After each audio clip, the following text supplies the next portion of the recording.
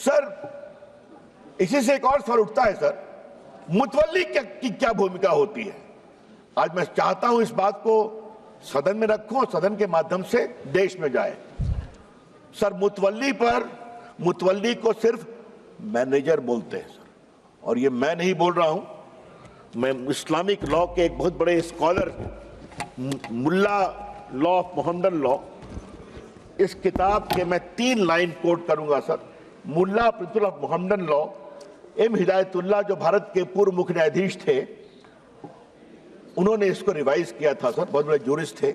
और मैं इसके सिर्फ एक पैराग्राफ को पढ़ूंगा सर। पैरा 202 मुतवल्ली, under the Mohammedan law the moment a waqf is created, all rights property pass on the waqif and vested in the Almighty.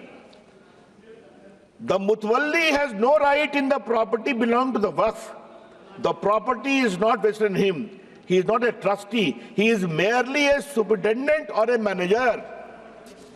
तो मुतवल्ली साहब ये 8 लाख की प्रॉपर्टी के खाली मैनेजर हैं, और क्या हो रहा है?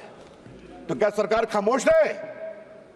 अगर वक्फ देने वाले की प्रॉपर्टी लूटी जा रही है तो क्या खामोशी चलेगी सर? ये तो नहीं चलेगी।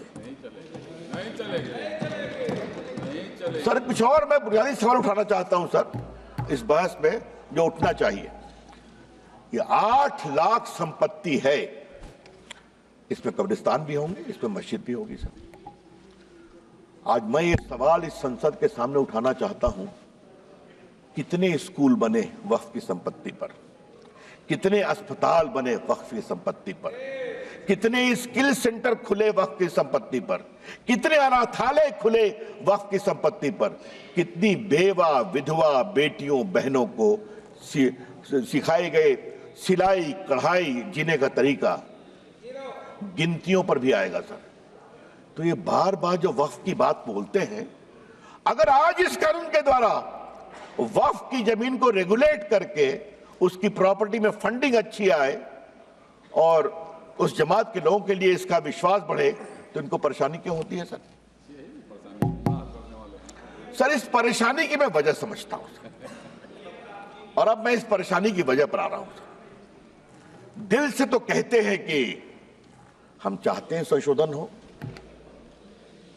लेकिन राजनीतिक मजबूरी इनके पैर पीछे खींचती है सर। बहुत सालों से राग वही है, सुर वही है, तीखापन वही है, भाषा वही है। और मैं 3 उदाहरण देना चाहता हूं सर।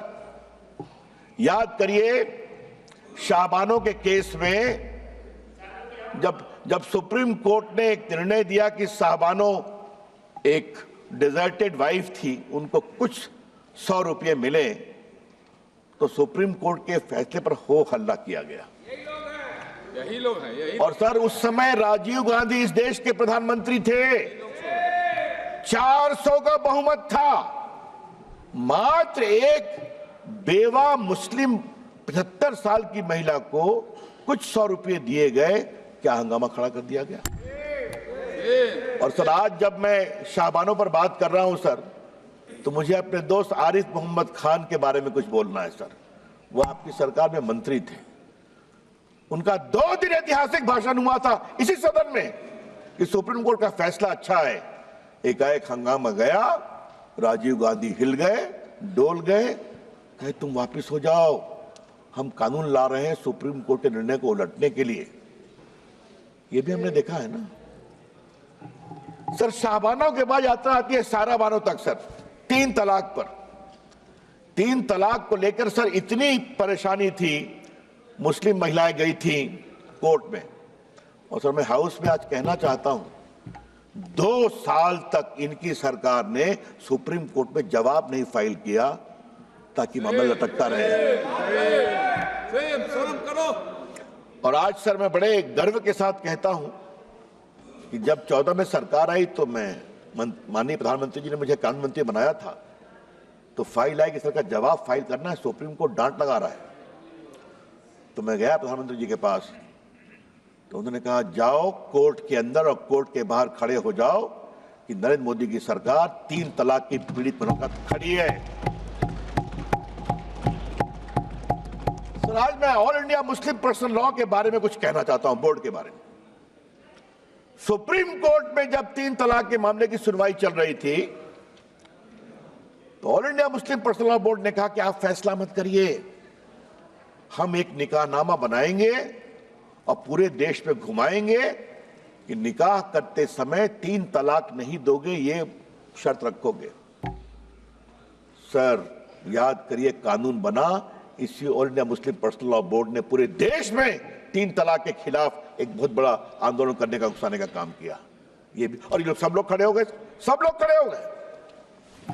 सर, तीसरा मामला धारा 370 की समाप्ति का, यही बिल आया था ना सर, माननीय गृह मंत्री बैठे हैं ना, हिम्मत दिखाई थी ना, सब लोग एक थे ना। देश टूट जाएगा, देश में आग लग जाएगी। आज 370 समाप्त हो गया, आज कश्मीर का विकास हो रहा है, जम्मू का विकास हो रहा है, पूंजी निवेश हो रहा है।